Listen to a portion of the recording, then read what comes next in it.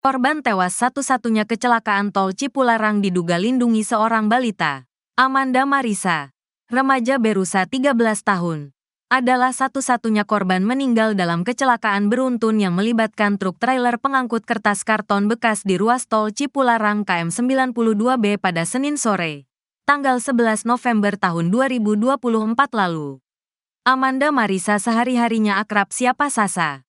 Dia merupakan anak dari asisten rumah tangga, Art, di keluarga anggota TNI Yonzikon 13, dan sehari-harinya tinggal di asrama Yonzikon 13 RT 02 RW 13, Srengseng Sawah, Jagaraksa, Jakarta Selatan. Saat kejadian, dia diajak Kartika Eka Putri, 27, istri anggota TNI dalam satu mobil. Turut serta dalam rombongan tersebut adalah anak Kartika Eka Putri yang masih bayi, berinisial NEP, 2. Sore itu, mereka melakukan perjalanan dari Padalarang kembali ke Jakarta naik mobil Toyota Avanza warna silver. Saat melintas di tol Cipularang KM 92B, mobil yang mereka tumpangi menjadi korban kecelakaan beruntun tersebut. Amanda Marisa meninggal di lokasi kejadian. Yang meninggal ini anak dari asisten rumah tangga, ungkap dan Yonzikon 13, ke Letkol Z Dedi Trisulistyo saat dihubungi tribunnews.com. Selasa, tanggal 12 November tahun 2024. Amanda dan orang tuanya tinggal di Gang Harapan, Jalan Lenteng Agung RT 6 RW 7, Jakarta Selatan. Pihak RS Abdul Rajak di Purwakarta yang menerima jenazah Amanda sesaat setelah kecelakaan terjadi menyatakan, Amanda meninggal di tempat kejadian kecelakaan karena badannya terkena benturan sangat keras. Kepala dan tubuh Amanda terhantam tumpukan kertas bekas muatan truk yang menyeruduk Toyota Avanza yang ditumpanginya.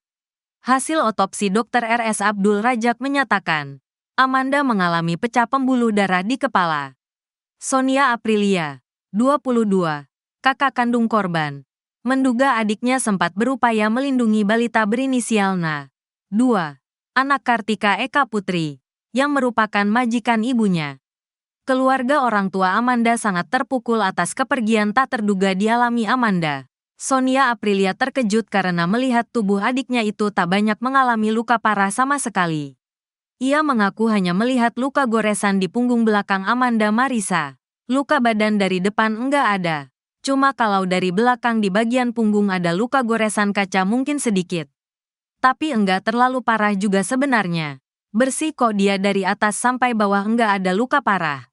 Ungkap Sonia Aprilia, kakak korban tewas Amanda Marisa. Dikutip dari tribunbogor.com. Rabu, tanggal 13 November tahun 2024. Polisi lakukan olah TKP tabrakan beruntun maut di tol Cipularang.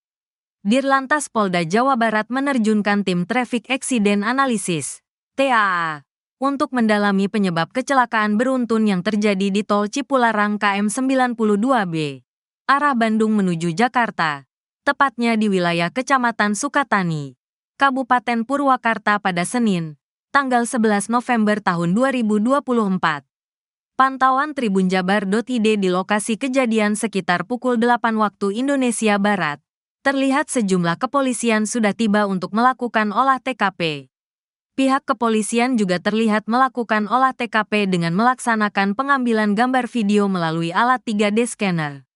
Kami melakukan olah TKP pada pagi ini Selasa, tanggal 12 November tahun 2024.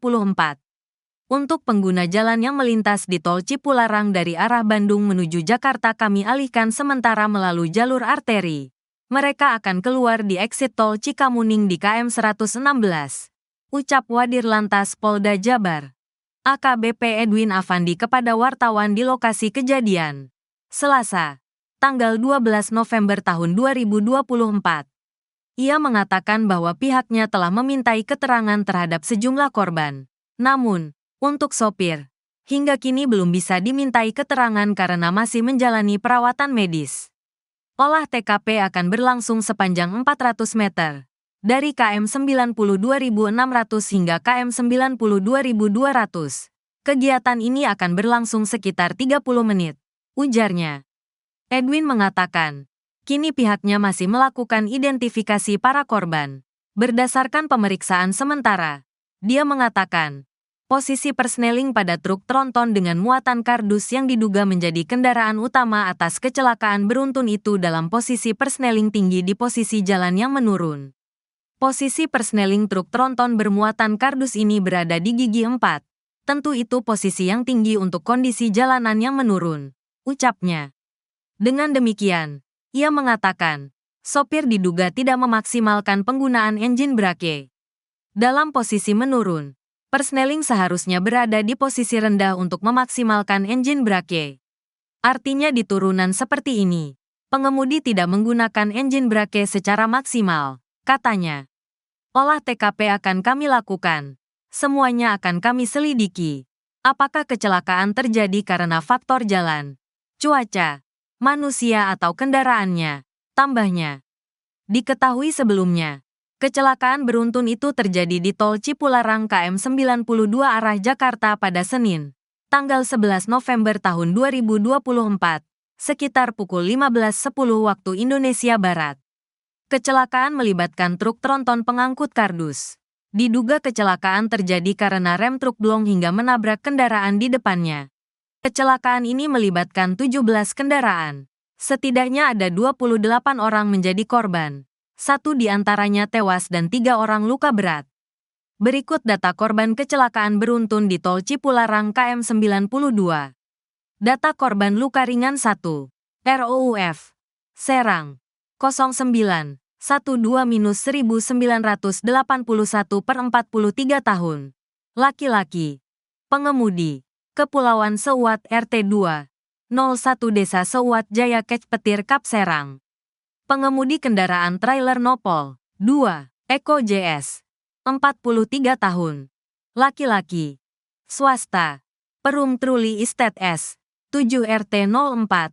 02 Desa dan Kec Purwasari Kap Karawang. Pengemudi kendaraan Toyota Rush warna putih Nopol. T1581 EC. 3. Nani Iryani. 48 tahun. Perempuan. Ibu rumah tangga. Truli Estate S. 7 RT 04. 02 Desa dan Kec Purwasari Kap Karawang. Penumpang kendaraan Toyota Rush warna putih Nopol. T1581 EC.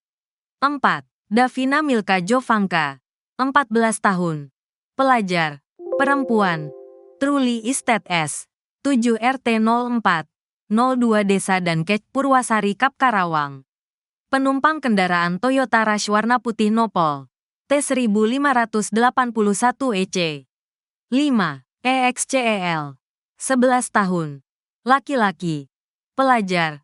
Truli Estate S. 7 RT 04. 02 Desa dan Kec Purwasari Kap Karawang.